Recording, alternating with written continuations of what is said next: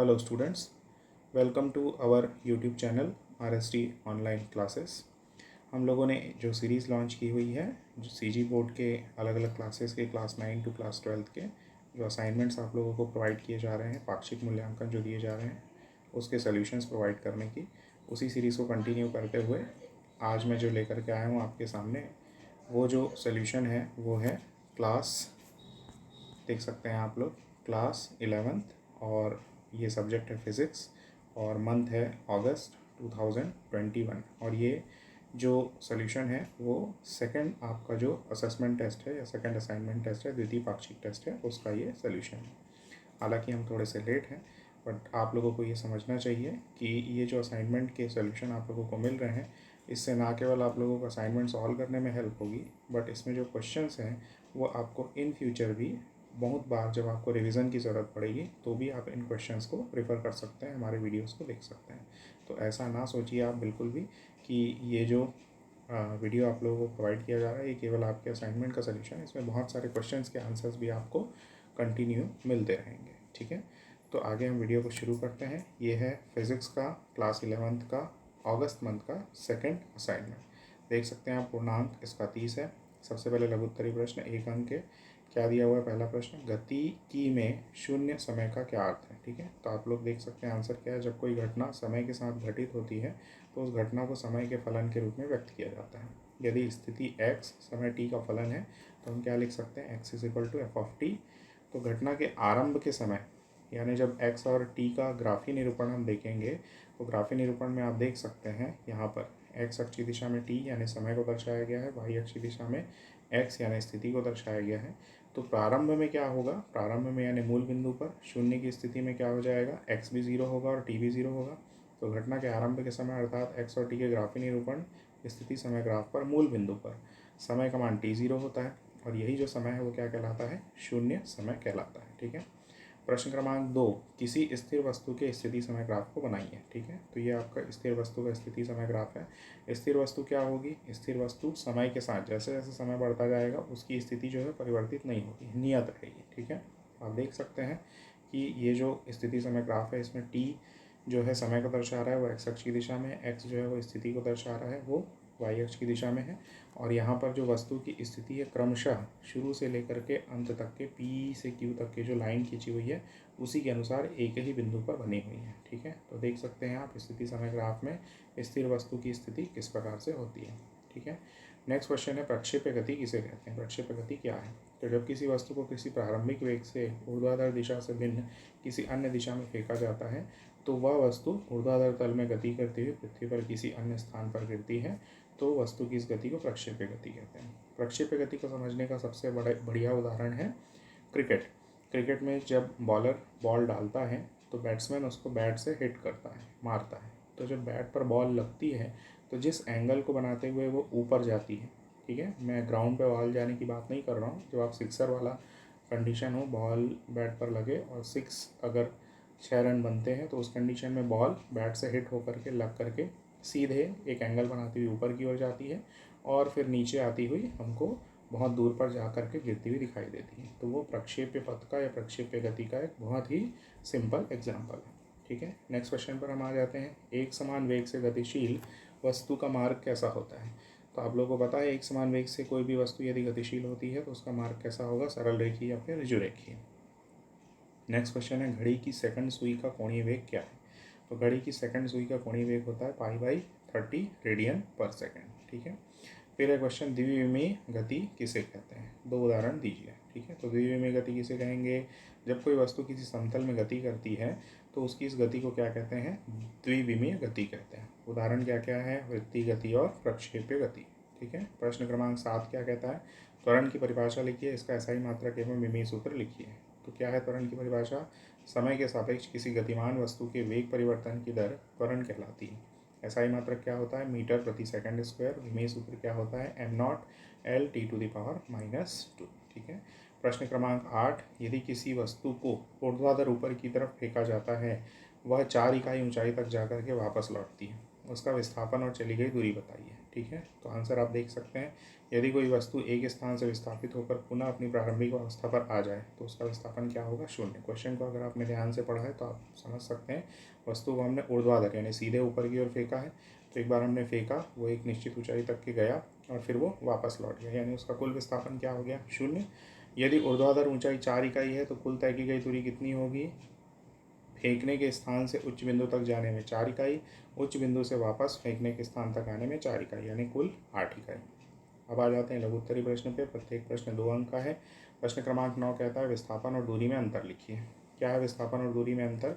विस्थापन किसे कहते हैं? दिए गए समय अंतराल में वस्तु के स्थिति निर्देशांकों के अंतर को वस्तु का विस्थापन कहते हैं। दूरी किसे कहते हैं? दिए गए समय अंतराल में वस्तु द्वारा तय किए गए पथ की लंबाई को वस्तु द्वारा चली गई दूरी कहते हैं, ठीक है। जो विस्थापन है वो एक सदिश राशि है, दूरी क्या है? एक अदिश राशि है। विस्थापन का मान क्या हो सकता है? धनात्मक, ऋणात्मक या शून्य हो सकता है। दूरी का मान हमेशा धनात्मक होगा। विस्थापन का मान वस्तु के पथ की आकृति पर निर्भर नहीं करता, दूरी का मान वस्तु के पथ की आकृति पर निर्भर करता है। विस्थापन का मान दूरी के बराबर या उससे कम होता है और दूरी का मान विस्थापन के परिमाण के बराबर या उससे अधिक होता है। नेक्स्ट क्वेश्चन है, एक चींटी है, अपनी प्रारंभिक स्थिति 2 मीटर, 4 मीटर, 3 मीटर से रेंग कर अंतिम स्थिति 6 मीटर, 2 मीटर, 3 मीटर पर पहुंचती है, इसका विस्थापन कितना होगा? तो आप लोग देख सकते हैं जो प्रारंभिक स्थिति लिखा हुआ है 2 मीटर, 4 मीटर और 3 मीटर, एक्चुअल में ये हमारे कोऑर्डिनेट्स हैं, निर्देशांक हैं। 2 मीटर एक्स का निर्देशांक है, 4 मीटर वाई का निर्देशांक है और 3 मीटर जेड का निर्देशांक है। तो ये प्रारंभिक निर्देशांक हो गए, ठीक है। और दूसरे जो निर्देशांक दिए हुए हैं वो 6 मीटर, 2 मीटर और 3 मीटर एक्स वाई जेड के क्रमशः निर्देशांक हैं। तो इस हिसाब से यदि हम प्रारंभिक स्थिति का स्थिति सदिश ज्ञात करें तो वो होगा vector r1 is equal to 2 I cap plus 4 J cap plus 3 K cap. I cap x अक्ष की दिशा में इकाई सदिश, जे कैप वाई अक्ष की दिशा में इकाई सदिश और के कैप जेड अक्ष की दिशा में इकाई सदिश है। इसी प्रकार से अंतिम स्थिति की जो स्थिति सदिश होगा वो क्या होगा? वेक्टर r2 6 आई cap plus 2 j cap plus 3 K cap. विस्थापन निकालना है तो अंतिम स्थिति माइनस प्रारंभिक स्थिति, vector r2 minus vector r1 रख दीजिए।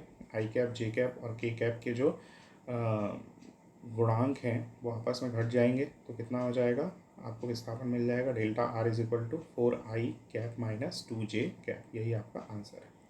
प्रश्न क्रमांक 11, फायरिंग करते समय गोली को ठीक लक्ष्य पर दागने की बजाय उससे थोड़ा ऊपर उठाकर दागना चाहिए, क्यों? आंसर क्या है? यदि गोली ठीक लक्ष्य पर दागी जाए तो गोली को जितना समय लक्ष्य पर पहुंचने में लगता है उतने समय में गुरुत्वाकर्षण जी के कारण वह क्या आ जाती है? नीचे आ जाती है। इसलिए गोली ठीक से लक्ष्य पर नहीं लग पाएगी, इसलिए गोली को हम क्या करते हैं? लक्ष्य से थोड़ा सा ऊपर दागते हैं।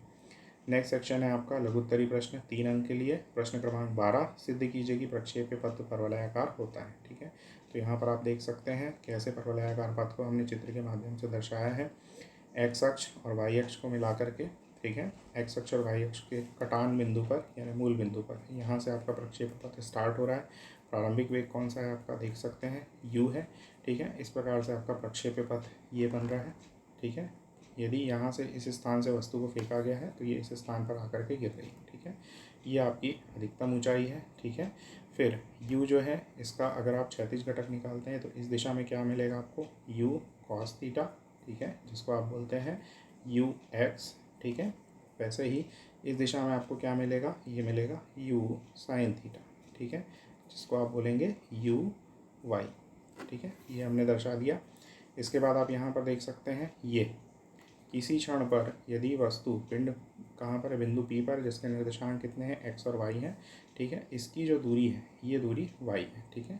यहाँ पर ध्यान देंगे और ये अधिकतम ऊंचाई के बिंदु पर यहाँ पर इस बिंदु पर क्या होगा? uy, यानी जो y कंपोनेंट हो जाएगा वो 0 के इक्वल हो जाएगा और x कंपोनेंट की वैल्यू कितनी होगी? u cos थीटा, ठीक है। तो ये हमारा डायग्राम था। अब इसी डायग्राम को रिफ़र करते हुए हम आगे बढ़ते हैं। तो चित्रानुसार क्या बोला गया? माना कोई वस्तु पृथ्वी की सतह से किसी बिंदु O मूल बिंदु से क्षैतिज के साथ थीटा कोण बनाते हुए, यहाँ पर आप देख सकते हैं थीटा कोण कहाँ पर बन रहा है? ये बन रहा है थीटा कोण, ठीक है।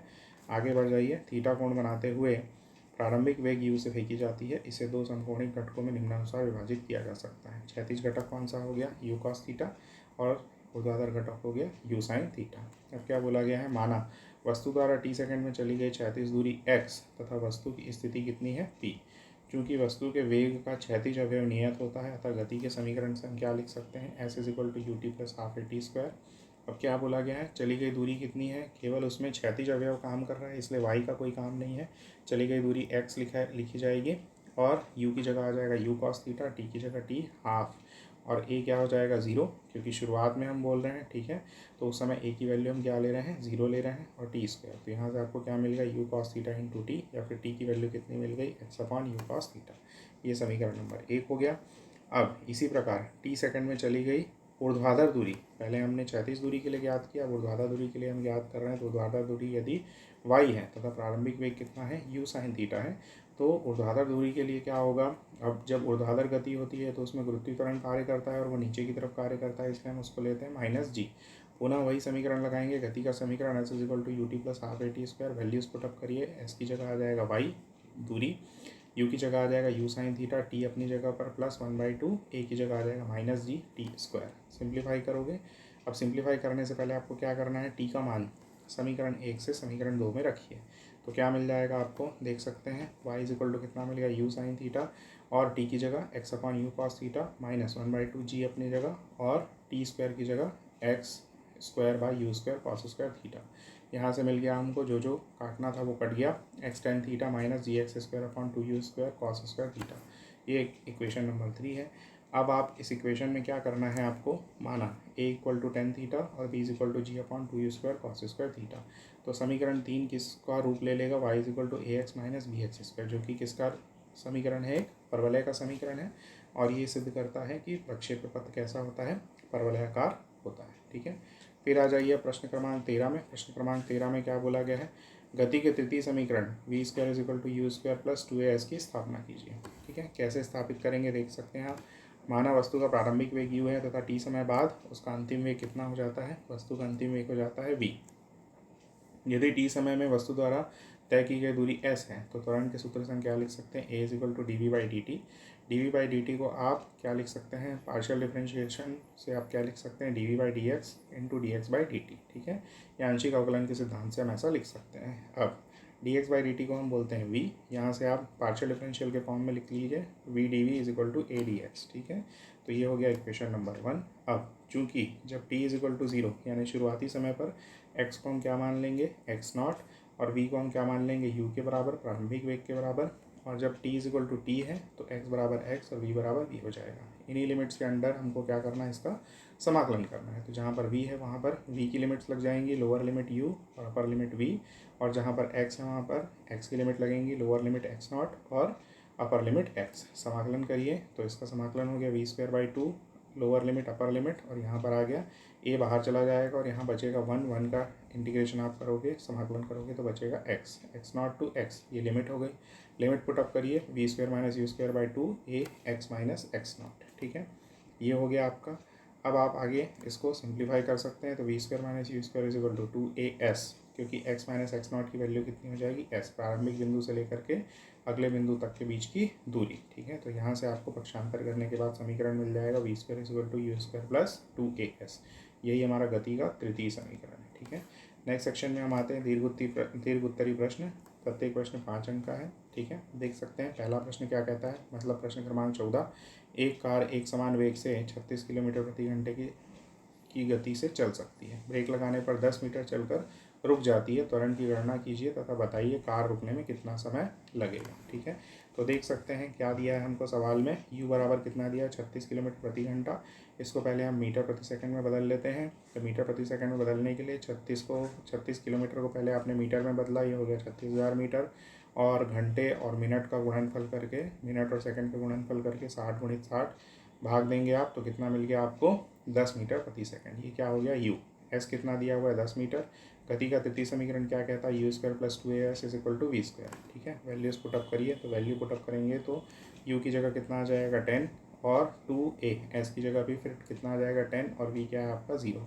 यहाँ से आपको सिंप्लीफाई करने पर a की वैल्यू मिल गई, ठीक है। अब पुनः कौन सा समीकरण लेंगे, v is equal to u plus a t, इसमें वैल्यूज पुटअप कर दीजिए, तो t इज इक्वल टू कितना मिल गया, 2 सेकेंड, ठीक है।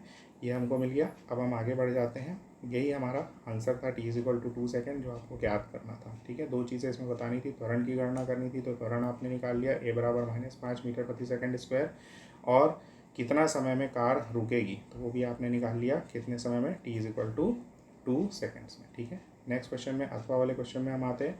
प्रश्न क्रमांक 14 क्या कहता है, 1.6 मीटर प्रति सेकंड के वेग से गतिमान है, यदि इसका त्वरण 2 मीटर प्रति सेकंड स्क्वायर हो तो 5 सेकंड के बाद इसका वेग तथा इसके द्वारा चली गई दूरी ज्ञात कीजिए। ठीक है, तो देख सकते हैं आप क्वेश्चन से u इजिकल टू कितना मिल जाएगा 6 metre per second, a is equal to 2 metre per second square और t इजिकल टू 5 सेकंड। ठीक है, समीकरण v is equal to u plus 80 से रखिए। v इजिकल टू यू की जगह रखेंगे आप 6, a की जगह 2, t की जगह 5, कितना मिल गया 16 मीटर प्रति सेकंड। पुनः समीकरण कौन सा, s is equal to u t plus half a t square से s is equal to values put up करिए और आपको आंसर मिल जाएगा 55 मीटर। ठीक है, नेक्स्ट क्वेश्चन में हम आते हैं। प्रश्न क्रमांक 15। प्रश्न क्रमांक 15 क्या कहता है, वृत्तीय गति में रेखीय वेग और कोणीय वेग में संबंध बताइए तथा सिद्ध कीजिए कि रेखीय वेग सदैव वृत्त की स्पर्श रेखा की दिशा में होता है। ठीक है, तो सबसे पहले ये डायग्राम देख लीजिए। डायग्राम में आपको वृत्तीय गति इस प्रकार से दिखाई गई है।